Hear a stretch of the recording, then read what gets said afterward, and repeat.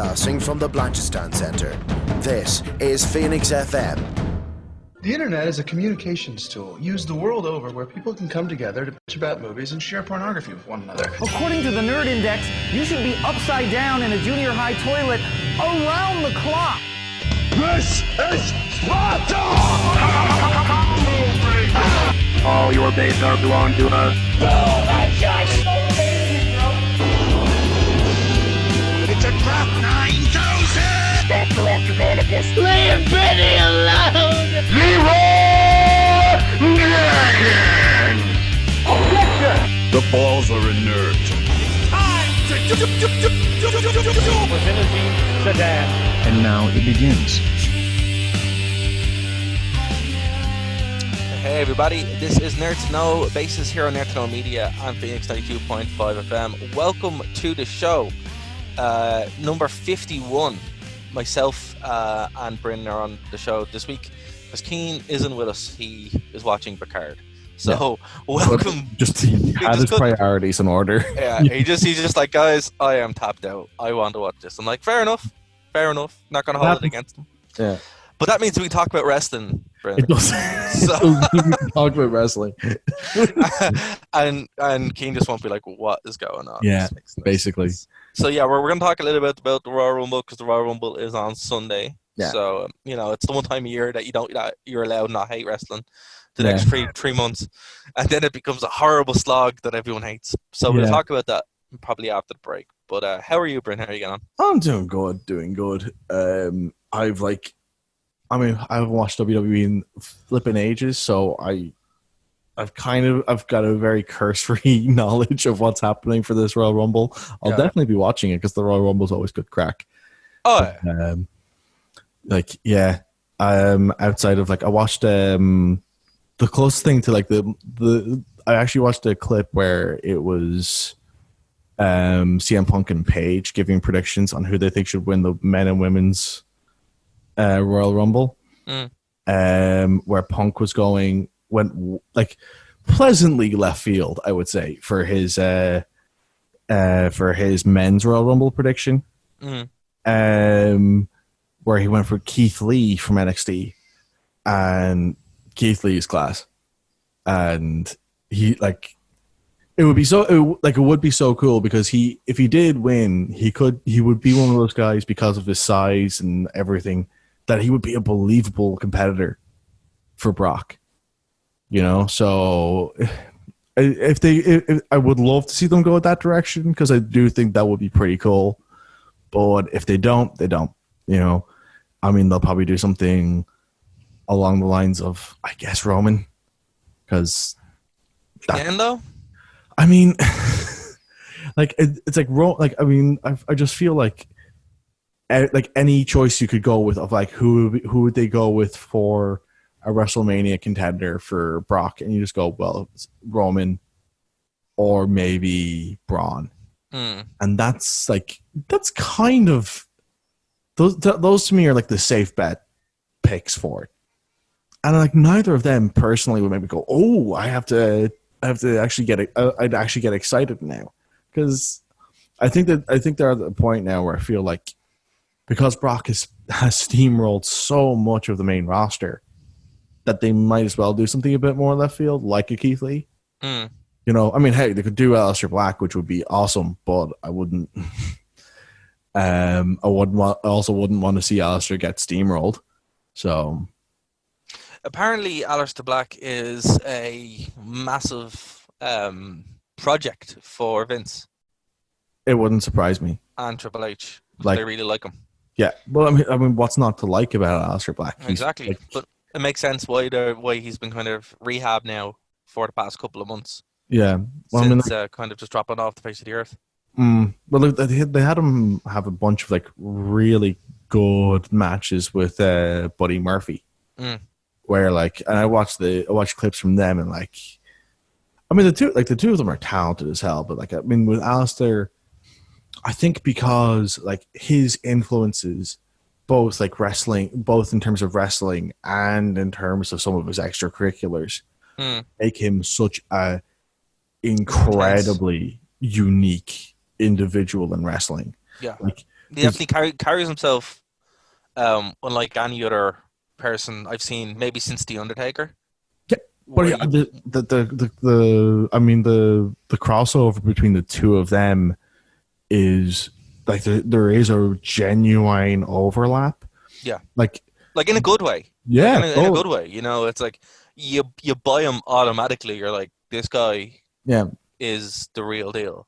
Yeah, but it's also like with Undertaker, when you started hearing like, oh, he's also like a big locker room leader, you're like, I'm not even surprised. And if you heard that about Black too, you would not be surprised. For sure. I wouldn't be surprised if people respect him so much. You know, like there's just something so like tangibly legitimate about him. That's it. It's the sense of legitimacy where you're like, you know, this is more than just a character. Yeah. This is just him. Yeah, but it's like, you know, like when like you look at Aleister Black and you go, and you instantly go, this guy listens to literally every version of metal because he likes it. Yeah. And you look at someone like Baron Corbin, and you're like, he really just wants people to think he's cool. You know, it's like Baron Corbin likes Avenged Sevenfold. Yeah. Yeah, it's like that's about as heavy as it gets. Yeah, you know. I hate Avenged Sevenfold so much. Oh man, the worst band ever. It's I mean, it's just one of those things though with him, and the other pick that then Punk also had like a really bland pick for his had a really bland pick for the women where he was saying he went for Sasha. Yeah, that's not a good pick. It's kind of bland. Paige had, I think she went with Roman for her pick for the men's. I do have to say something about Paige though. You know that like meme of her now where she's like, "Hi, Paige." Paige, yeah. Yeah, and it's just like, yeah, she looks a hell of a lot better than she did after that, like recently. But I mean, I'll never forget the first time I saw that, dude, and I was like, "Who that? Oh my god, that's Paige!" What happened? She was going through that was like a really low point in her life, though. It was. That was a crazy low point. Like it was, yeah, and that's why I'm just like, oh my god, I'm really glad that she is, you know, after coming back. Like that. Like that's when she was married to Berta Del Rio and having fights in like bars. It was also around the time when she had to like retire and everything. Yeah. So it's I mean, like it was not a good time for her. It was not a good time for her. Like I really wish they didn't like wheel her out. Yeah. For that, because it's just like when you see that like clip, while it is hilarious, it's also horrifying at the same time. Yeah. Because you're like, what happened, Paige? Like, what's going on? Like, you know. And now she's looking great, so fair play. You know, it's great to see. It really is. Yeah, like she looks happy, which is nice. It's the same thing with Punk. Like he looks. Oh yeah. So it's you know, but then like her pick for the women's Royal Rumble was solid. Shayna. Oh yeah, that's a good pick. Like I mean Shayna Baszler has been like fire since she came to WWE, and like. But remember the rule, Bryn, that we used to have on the desk. Yeah. If something was fun or interesting. Yeah. It's not gonna no. It can be fun or interesting. Can't be both. But it can't be both simultaneously. No. And I mean, like from the vantage point I have now, I'm not really paying attention, but I'm seeing bits and pieces, and I'm seeing things seem to be getting a little bit more fun and a little bit more interesting there. So, one thing there, Raw in particular. Like I haven't watched Raw in about half a year. Yeah, like realistically, I'd say about a year was the last time I watched the whole show. The WWE on Fox YouTube channel recaps Raw in 3 minutes. Oh yeah, and it's really good. So that's how I kind of keep up. But yeah, you can actually just see even from the heavily condensed version of the show, you're like, it's actually getting a lot better than it was. Yeah, I mean, there's still some head scratching stuff. Like I saw that, like Seth has a faction now where it's him and Buddy Murphy and Authors of Pain, AOP. Yeah, and they had a tag title match. Yep, and they won, Yeah. It wasn't the tag team, Authors of Pain, who won the tag titles. No. It was the two singles wrestlers who did. And it's like... Yeah, but that's what they do, though. It is what they do, but it's just like... it's just like they can never really get the logic down pat, can they? No, it's just like this time of year before the Rumble is when they start doing the weird tag team win title. Yeah, this is when the same time when I know they were feuding and it made a bit more sense in that way. But do you remember when Shawn Michaels and John Cena won the tag belts for some reason? Do you remember in 2001 when they broke up the Hardys? And then for like 2 weeks and then brought them back. Yeah. Yeah. I mean, this is when they do that. Yeah. They just kind of get a bit bored. Yeah. And they're like, and okay. The tag turmoil has to go through. Yeah. But I mean, I'm looking forward to the Rumble. It is always fun.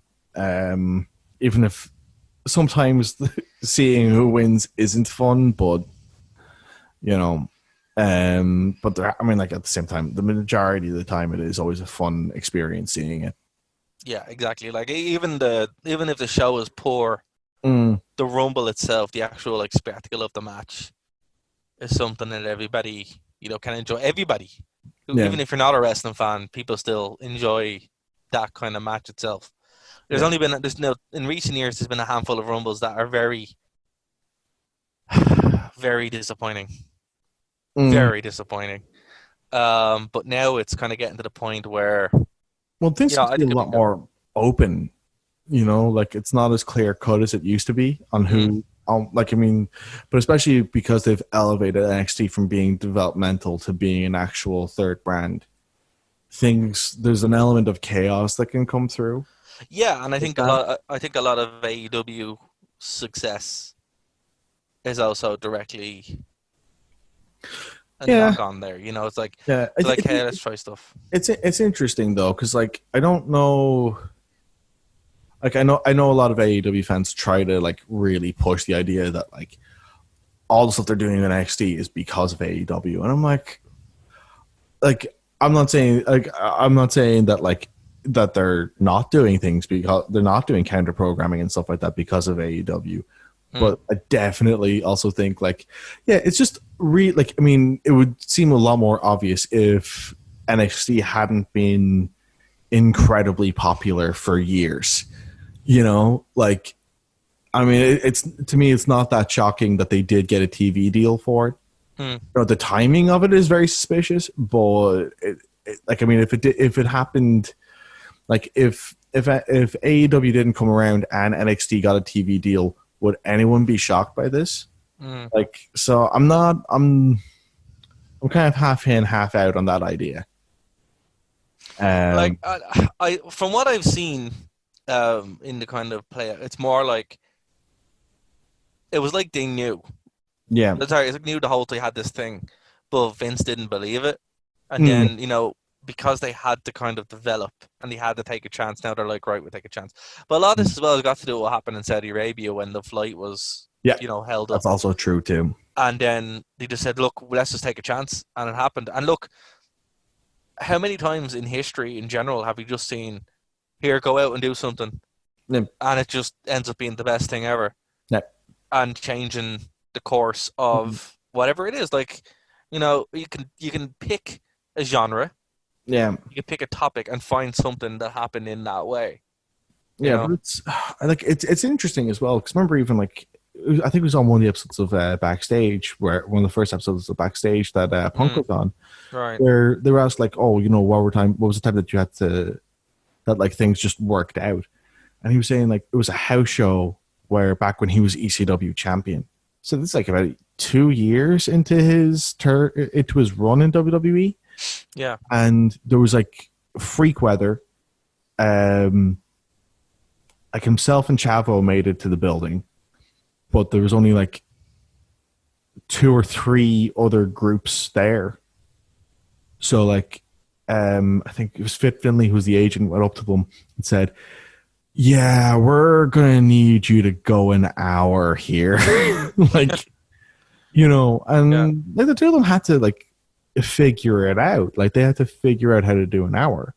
But I mean, like at the same time, I mean, like Chavo and Punk aren't exactly like dunces when it comes to putting on matches of that length.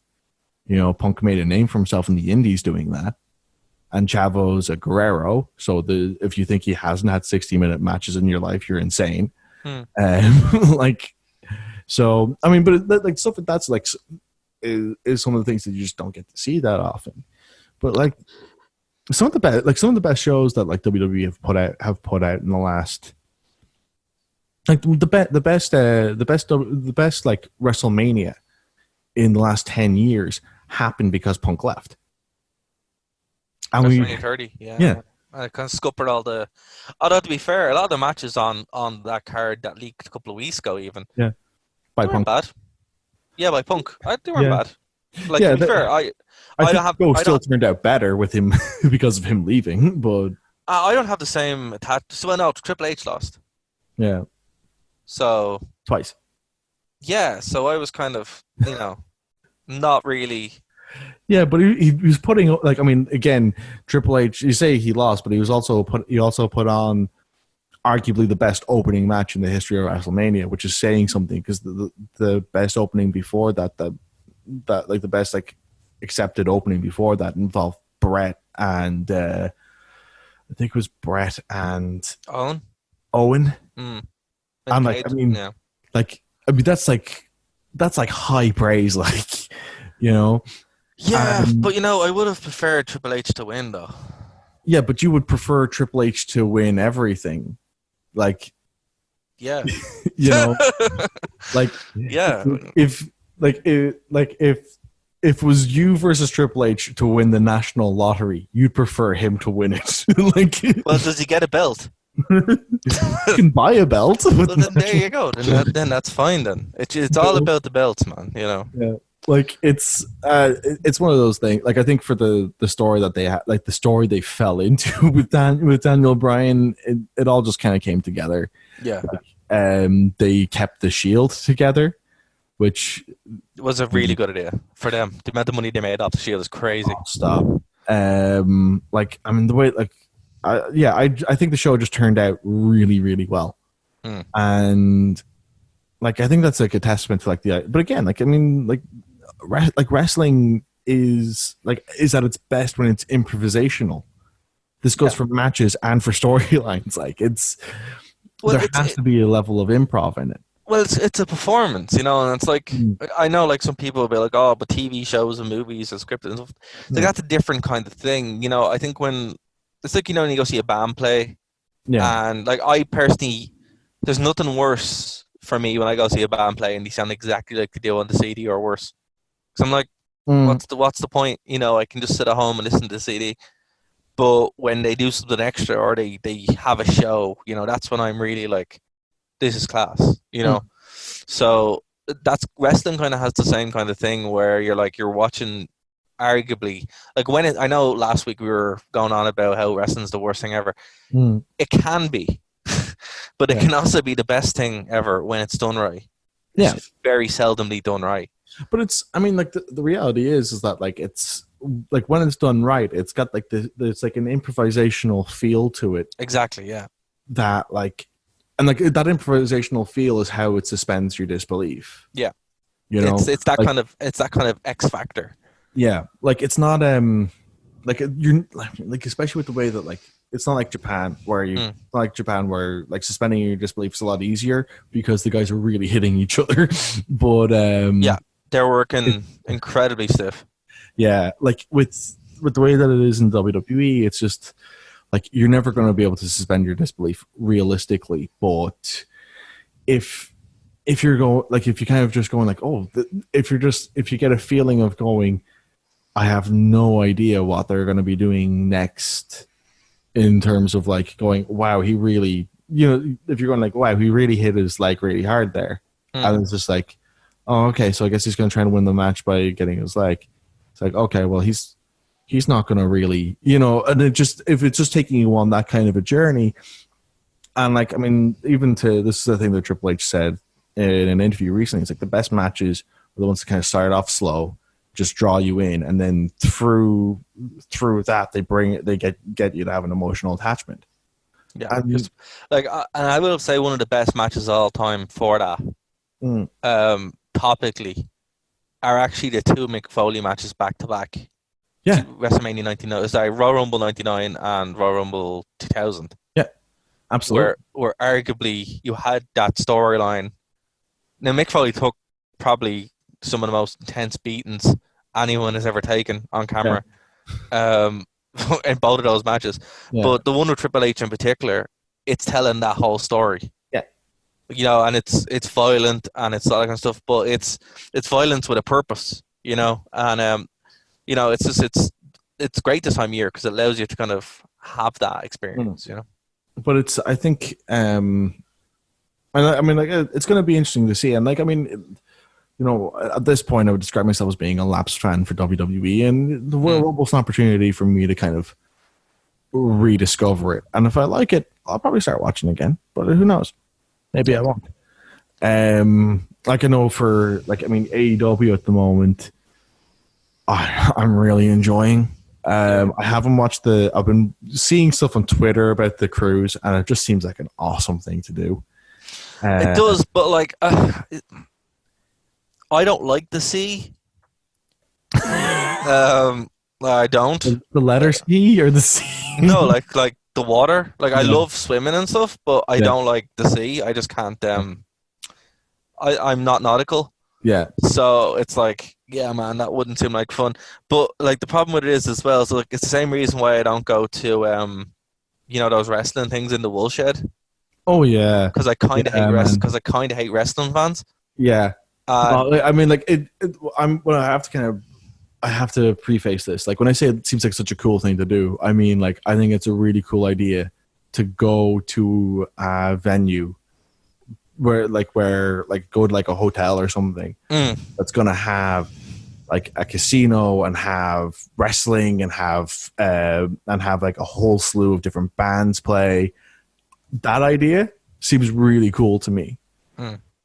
The idea of it being wrestling fans just turns me right off. Like I saw a good thing on Twitter where it's just like that, you know, I pity the poor city that boat is going to dock in because the smell is going to be horrific. Oh yeah, definitely. And I'm like, you know, stereotypes exist for a reason. Unfortunately, yeah. Yeah, and I can only imagine how bad that smells. Yeah. It's probably, and there probably isn't a woman anywhere near there. It's just like, oh my god. No, I'm sorry. What was that thing that Damien Sandow used to always say all the time? The unwashed masses. Yeah. You know, and it's like, you know, no shade to wrestling fans. Obviously, we're wrestling fans ourselves, but I'm like, you know, if it looks like a duck and it quacks like a duck, it's probably a duck. It's probably a duck. But it's like, I mean, even in like nerd culture, man. Like, I mean, oh yeah, man. The amount of times I've seen, like, for any tabletop role playing game thing, like for any tabletop game, where you just see signs up going, for the love of God, please wash before. Like, sure, this happened on in Yu-Gi-Oh! a couple of months ago. They've actually introduced a rule now that if you smell bad, you'll be kicked out. And I'm like, listen, if you can afford to buy an anime figure, or a bunch of Yu-Gi-Oh! Cards, you can afford to buy soap. Yeah. And it's just like, I just don't understand the unwillingness to wash from some people. I'm like, what is going on, man? You know, water's nice. I remember when I was in college, there was a guy who was in GameSock, right, in UCD, who just like, I can't remember. I remember someone saying it to me before. It's like he refuses to wash. And I was just like, what do you mean he refuses to wash? So like, he just doesn't wash. He doesn't believe in washing. It's like he doesn't believe. Like it's like an English sketch. Just I'm actively taking part of it. He doesn't believe in washing. Like it's like, but you know, showers are nice. Yeah. You know, and I just like, yeah. It's just like, what are you afraid of? I just don't understand it, you know. But yeah, man, it's just for some reason, you know, wrestling in our culture has a lot of overlap. And Yeah. obviously no shade to anyone who's like, oh, they're talking about me. It's like, no, we're not. But if you think we are, probably watch. Yeah. So- All I'm going to say is, like, there's no shame in taking a shower once like every day. On Nerd Snow Media, we endorse showers. Yeah. Yeah. We're brought to you by our new sponsor, Palmolive. Oh man, we should totally hit those up for sponsorship. But like, hey, we got you covered. Yeah. I don't know. Shave Club or one of Dollar Shave Club. Yeah. One of those one of those other podcast sponsors that's everywhere. Yeah, and then we get Raid Shadow Legend at one point as well. Oh yeah. When we fully sold out, it'll be fully sold out. Yeah. Raid Shadow Legends. Oh man, the amount of like YouTubers I watch that it's are sponsored by them, but now they're allowed to kind of take the piss out of it a little bit. But there's actually a good YouTuber I watch, and he's like, "Here, this is why I won't take their sponsorship," and breaks down. I watched a video on that the other day. Oh yeah, it's probably the same video. He's like, "Here's why this is terrible. Yeah. Please stop emailing me." And it's just like, well, fair play, But man yourself. Like, God, yeah. I mean, like, even like I've seen people go like, "Oh my God, it's like console quality graphics," and I'm like, yeah, this isn't like revolutionary like graphics that you're talking about here. Like, like, don't get me wrong, for a mobile game, it's good graphics, but like, let's not lose our minds here. But what's crazy is actually, I haven't dealt with this stuff since I used to do PC editing for GameSmack, and we'd get a bunch of game codes in, and like it wouldn't happen all the time, but it happened like with some of the bigger people. Not going to name names around this, but it was around the time that a specific game came out, and it's a game based on something popular. About people walking to a volcano to get rid of an item of jewelry. Oh, okay. And it was a game based in that world, and the review criteria was crazy. It was like, you can't talk about the series, you can't talk about the books, you can't talk about the movies, you can't talk about the other games, you can't talk about the lore. You can just talk about the game, and that's about it. Yeah, it's just like, that's really weird. So it's very shadowy. No, it was kind of like, well, I don't know why they did it, but when I heard about this Raid Shadow Realm, kind of thing, and what they'd wanted in their reviews, it's like, yeah, that really doesn't sound like outside the realm of what they would want, because I've experienced it. But I don't know, man. It's like, that's like pure sponsored advertising now. Yeah, but it's just a bit weird where it's like, we've made this game that's set inside a very famous and very well publicized universe. You're not allowed to talk about any of it. Yeah. Just this specific thing. Yeah, bizarre, man. Yeah, no, it was crazy, and the game itself actually is quite. How do you talk about the plot of the game? I assume you're talking about. The plot itself was fine. You could just talk about the plot, but that was it. You couldn't talk about anything else. Talk about the setting of the plot, though.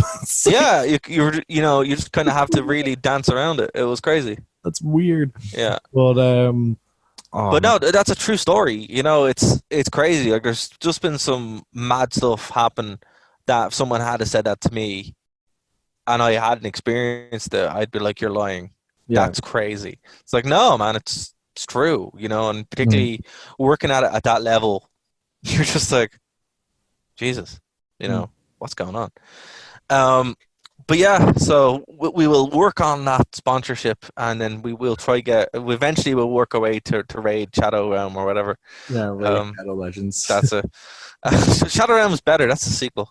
Yeah, that's where it fights Yu-Gi-Oh! Actually, you know what would be good idea is Yu-Gi-Oh! To release like a special wash and call it "Send Your Smells to the Shadow Realm."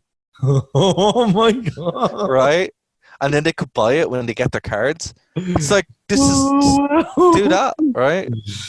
Oh man, that's amazing. Yeah, I think it's cool. You know, they should do that. You know, you can send my check, Yu-Gi-Oh. To, you know. Outstanding. But moving away from wrestling, and look, you know, it's great to talk about wrestling, Bryn, which it's been a while since we've done it. Yeah.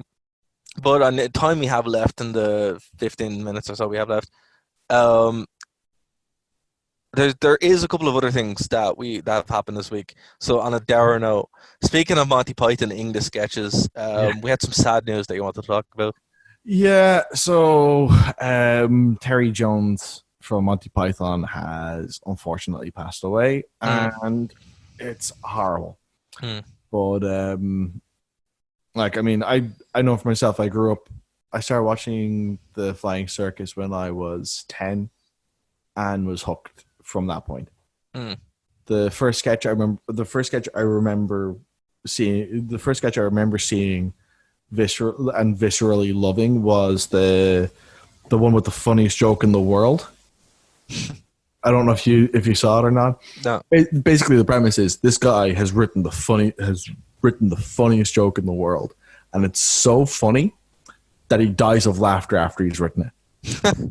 And his wife finds the joke, like finds him dead, is horrified, then looks at the piece of paper that he wrote the joke on, reads it, and dies of laughter. And then it's during wartime, and the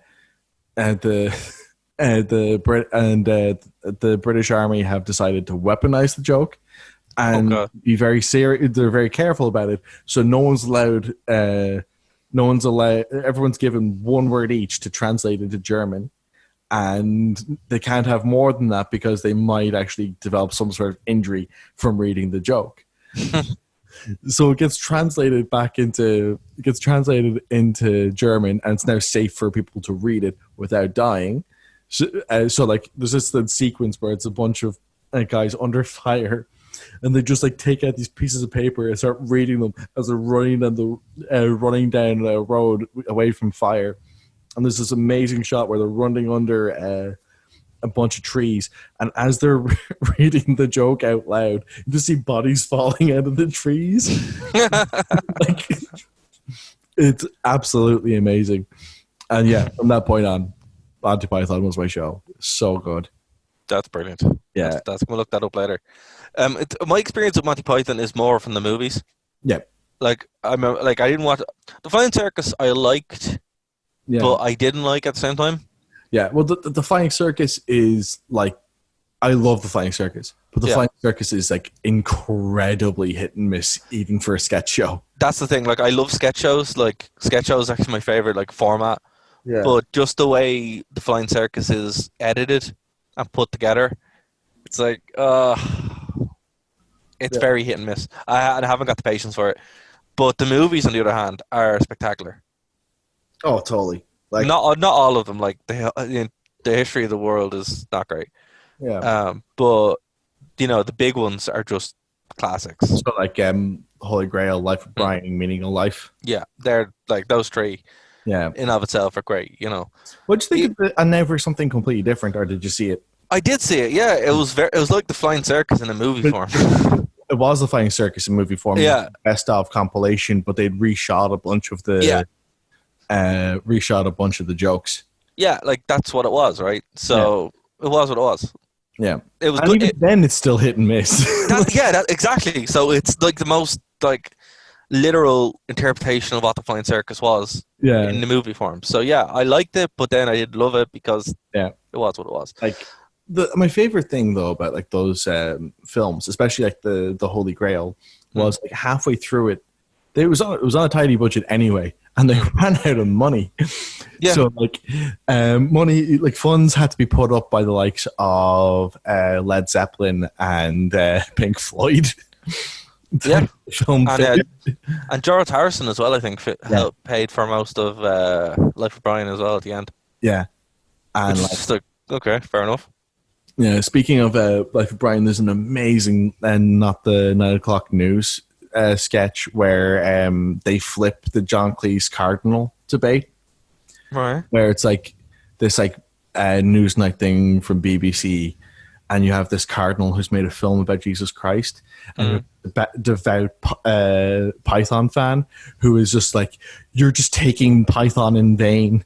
You've got this character called Jesus Christ born in Torquay, and it's ridiculous. JC, it's John Cleese. You're just using the Savior's name, and it's absolutely amazing. And the amount of little jokes and stuff like that they threw in, asking the cardinal, so you know what? It's like, did you expect such a backlash? And he's going, well, I wasn't expecting the Spanish Inquisition, and oh my god, yeah. And at one point, the guy who's the Python fan, and it's like, but do you not remember how the Python suffered for us? How their jokes just wouldn't land, wouldn't land. They died for us frequently, and it's just killer, so good. That's the legacy, I think, of Monty Python. It's it was so ahead of its time, and it set the stage for a lot of things that would come later on and be so influential. Yeah, I don't think that any other sketch comedy show has ever been given so much rope to be that experimental. Well, it was to be fair, I know there were ones before it, but in a very real sense, it's the first one. Yeah. Well, the first one of its kind. Exactly. That's what I mean. There are sketch shows and there's sketch shows. There's stuff stuff like Little Britain or The Fast Show, where it's kind of each episode's the same kind of jokes each time. Don't really follow the mold of something like Python, where it's very rare that you'll get callbacks to other jokes from other episodes. Little Britain is just a mean show. It's very spiteful, and it's more built on very poor jokes. Yeah. But it's weird. Another show that brings it up, callbacks. Believe it or not, is the Amanda Show. Yeah. And the Amanda Show, I think, is the most kind of close parallel, in our generation's parallel to the Monty Python. Yeah, I think Mitchell and Webb Look is also a really good comedy show. Yeah, and Tim and Eric's awesome show as well. Yeah. Where it's this crazy, absurdist humor that is hit and miss, but once you get into it, you're kind of accustomed to it, and that's the best kind. And also even Robot Chicken as well. There's kind of but even when progression of it. Once you get into the animated sketch show kind of format, there's so much more scope. But the Pythons were the first people to do that as well, to have full animated segments. Yeah, absolutely. But it's just, when you see when you see where all of those guys went, after it, it's crazy. You've got Michael Palin, who's become this amazing almost travel guru kind of person. And it's just so strange because I think he's had the biggest divorce from where he started. John Cleese is kind of, in terms of entertainment, he's kind of been there, done that, because he's done everything. He's directed. Yeah, John Cleese is the Harrison Ford of Monty Python. Totally. Yeah, absolutely. He's he kind of he outgrew it to such a massive extent where you're just fair play. Yeah. And then there's Eric Idle has had such a legit career, that it can't be rivaled. Eric's done, I wouldn't say he's done that he's had such a sprawling career as John Cleese has, but it's you look at the laundry list of what he's done, and it's still really impressive.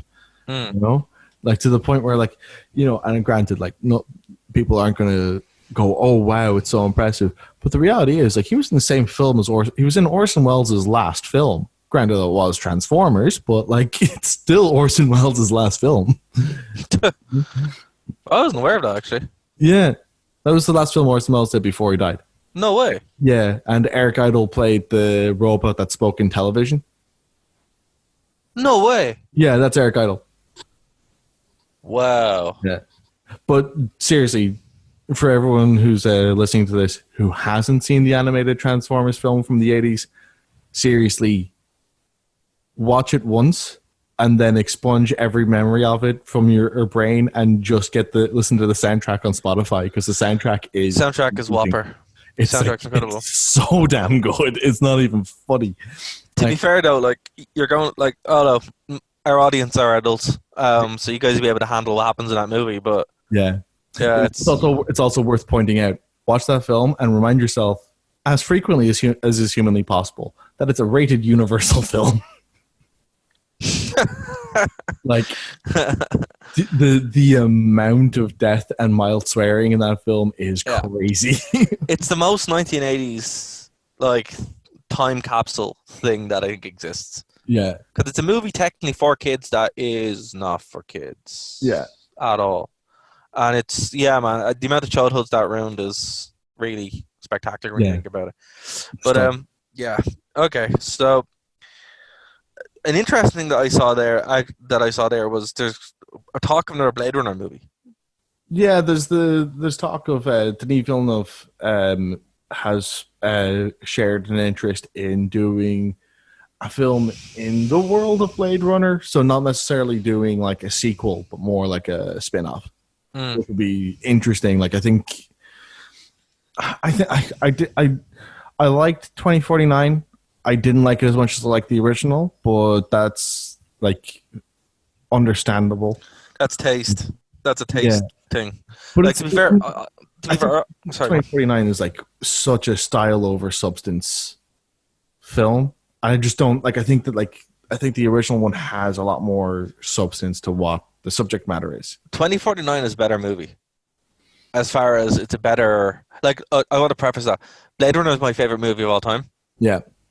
But from an actual movie technical standpoint, well, from a like I'm in a cinema watching a movie perspective, 2049 is a better movie. Oh, it's a lot more watchable. That's exactly. Yeah, but no, I agree with you. From a substance, it's lacking. But if they're going to do a sequel to Blade Runner, they did the best they could, really. Oh, totally. I mean, like I couldn't imagine it coming out any better than 2049 was. And like, again, it's just one of those things where like, you know, not being like a film not being as having as much substance as Blade Runner is not a criticism. Is not like it's not a thing where you go, oh, it's like you don't have as much to say as Blade Runner. Boo boo you. Like it's, you know, it's like saying that like it's like saying that like The Hobbit doesn't have as much plot as Lord of the Rings, so it's bad. Like they're different beasts altogether. Yeah, I mean, it's just one of those things where like I can't hate a film for not having as much depth as a film that has like an insane amount of depth to it. Like it just doesn't like stack like for me. But yeah, like I think I would be like, again, I think Denis. I haven't seen a single film from him that I haven't really liked. So if he does want to do another Blade Runner spin-off thing, more power to him. I'm excited as hell to see his version of Dune. Man, I cannot wait for that movie. It's going to be so good. Like you just know it's going to be good. Yeah, I mean, I just get more and more like as it gets closer to its release, I'm just like, oh man, this is going to be so damn good. And like, you know it's going to be, because it's not a case of this is a risk. You're like, no, this guy has actually done stuff. Yeah, that but people like he's shown that like sci-fi films are bread and butter for him. Well, you think of it. Well, his projects aren't just stuff that like anyone could do. They're stuff that people would consider impossible. Yeah, and like if you challenging, like Arrival is such a well put together film. Arrival is one of the best films of all time. Yeah, it's like super good. So like I love how that film is put together and presented. And I like even Prisoners was quite good. Yeah, really. Like I haven't seen anything from him that I don't like, so I'm really excited about it. You know? No, I'm excited. I think it's going to be, and also Dave Bautista's in Dune. Yeah, which is pretty funny. Like I mean, it's funny because he didn't want to cast Bautista in Blade Runner. No, I actually forgot he was in Blade Runner there until a few minutes ago. Yeah, he wasn't interested. He wasn't interested in him, and for there was a few other people who were working on the production who were really pushing for Dave to get cast, and they were going, I'll just reconsider, and thankfully he did. 'Cause, I mean, Batista like it doesn't have like a big part to play in 2049, but it's a very memorable bit of the film, like, and it really sets the tone really, really well. And like, I mean, like no one back when Batista was looking to start doing acting professionally, no one was really like going, oh, he's going to be a serious actor. And he's really, really shown that he has like an immense character acting ability. And like, that's something that, like, you know, like it may not make him into like a marquee bankable star, but there's something to be said for looking like you sink into the role you're in. And he's able to do that. Like every role that Batista's in, you buy him as being that role. Yeah, absolutely. And us as wrestling fans, you don't do that. Like with The Rock, you don't do that because The Rock's The Rock. Yeah, well, I think that's like the curse of having the amount of charisma The Rock has, is that you will never not see The Rock because of how charismatic he is. Yeah, like personally, I don't mind that. Like, I hate The Rock as a wrestler, but I actually really quite enjoy him as an actor. But it's like, I mean, it's the same thing. It's the same thing with Will Smith. Like, you know, Will Smith's so charismatic, you don't see him playing characters. You see him Will Smithing characters. Yeah, you know? That's actually a very good way to put it. But with Batista, he does kind of disappear. Yeah, but I think he has great. I think because like he has a much quieter charisma to him. He's able to kind of mold himself, and he has really, really good physicality for a guy of his size to be able to kind of like change his posture and stuff as effortlessly as he does. It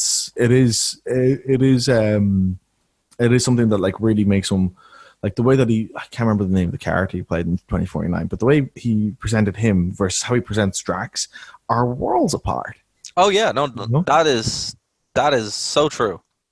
You know, that is so true. Yeah. So yeah, like, oh man, can't wait for Dune. So speaking. Yeah, no, I can't wait. I'm actually for the first time actually reading the book Dune. So I'm trying to, properly get into it because I'm familiar with the story, but I actually want to experience it. And I've seen the movie from the 80s, the David Lynch movie. So, I'm trying to know that he passed over Return of the Jedi to make that. Probably would have had more of an impact this way. Yeah, I mean, like, to be honest with you, like, I really need to see the David Lynch Star Wars film, but I'm happy with what we got. Yeah, no, well, we kind of did because Dune, Star Wars pretty much ripped off Dune, so we kind of did. Yeah. Did you see the South Park episode that came out this season where they did Dune? It was the ladies episode. Oh man, is it good? Oh man, it's like it's my favorite. I have to say this very carefully. I love Dune the film because of how weird and bad it is. Yeah, so do I. So, but because of that, watching that episode of South Park just makes me laugh so like heavily because like basically the plot of it is like Sheila, Kyle's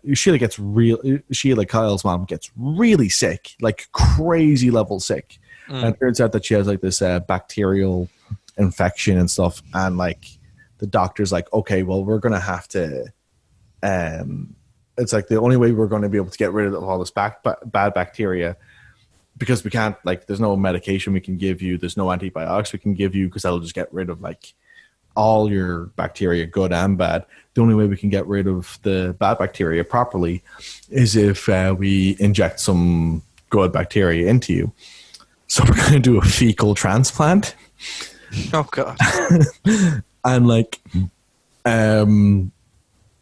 basically like Sheila then becomes like a completely different person, loses loads of weight, she like can eat different food that she used to be allergic to, all this kind of stuff, because her microbiome is like fixed. And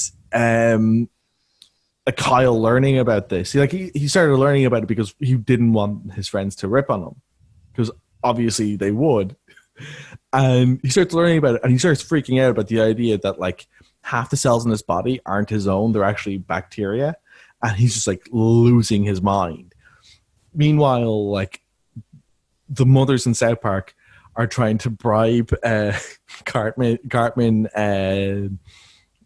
Stan, and Kenny to steal Sheila's poop. And in return, they'll get a Jedi Fallen Order. So like they do this, and then about halfway through the episode, it just begins with one of the guys going, "Could it be? Does he know too much about the spice? The spice melange?" And it was just like, oh my god, at that point. And from there, it just keeps going, and it's brilliant. Right, I need to watch this. Yeah, it's like it's because I love Dune so much, and because I love how much of the parody they did of it. To me, it's one of the best episodes of South Park they've put out in years. Spectacular.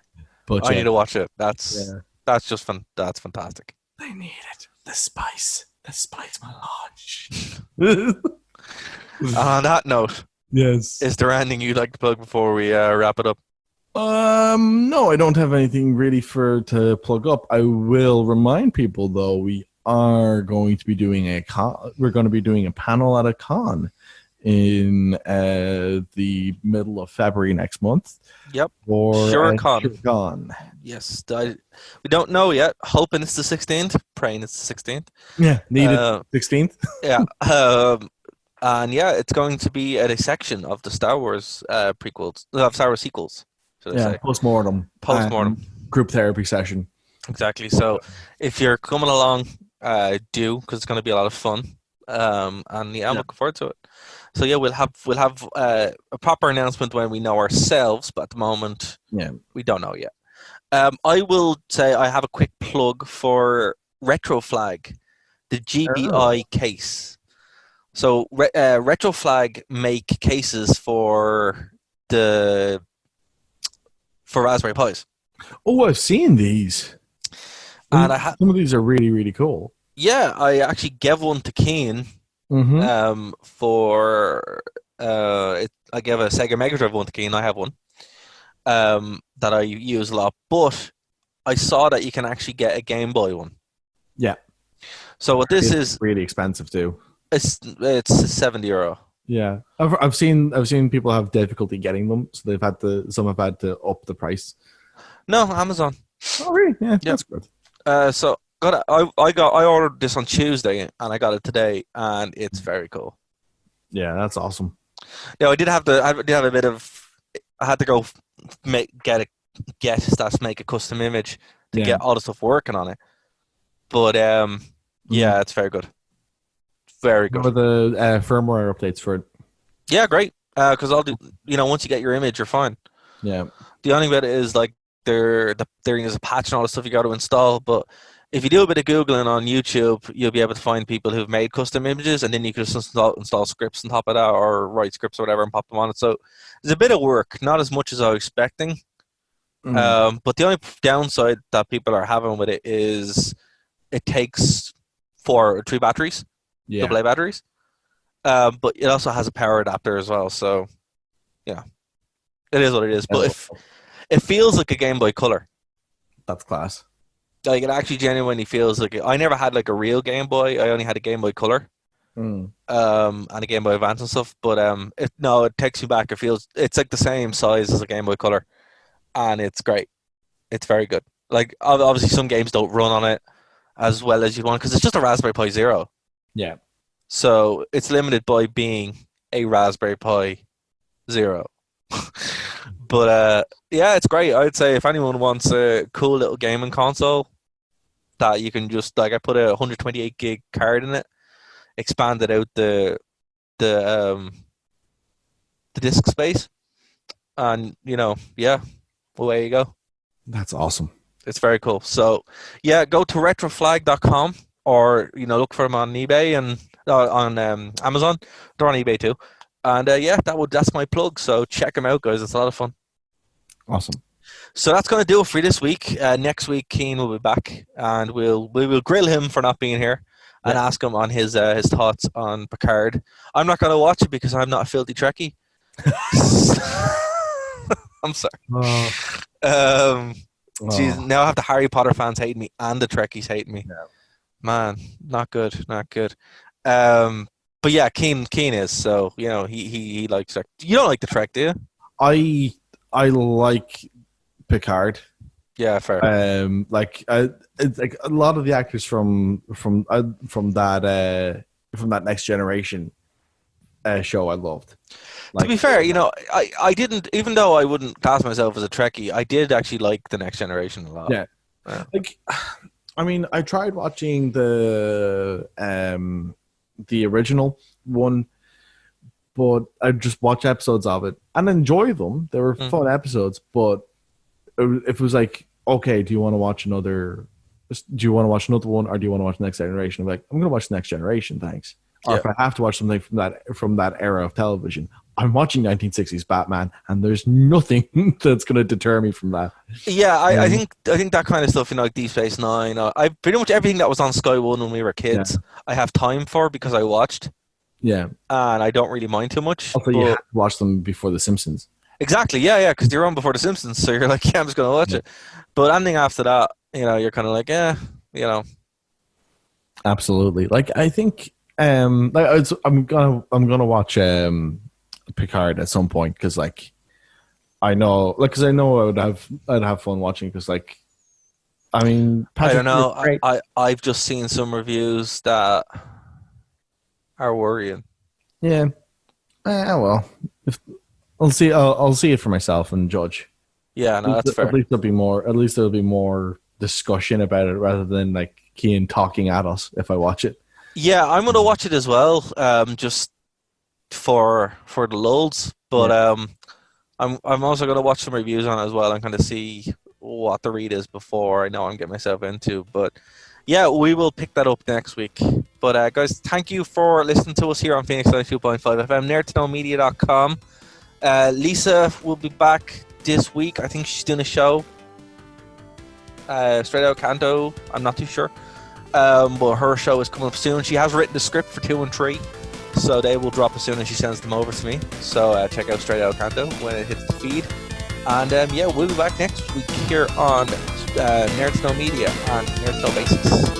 Bye.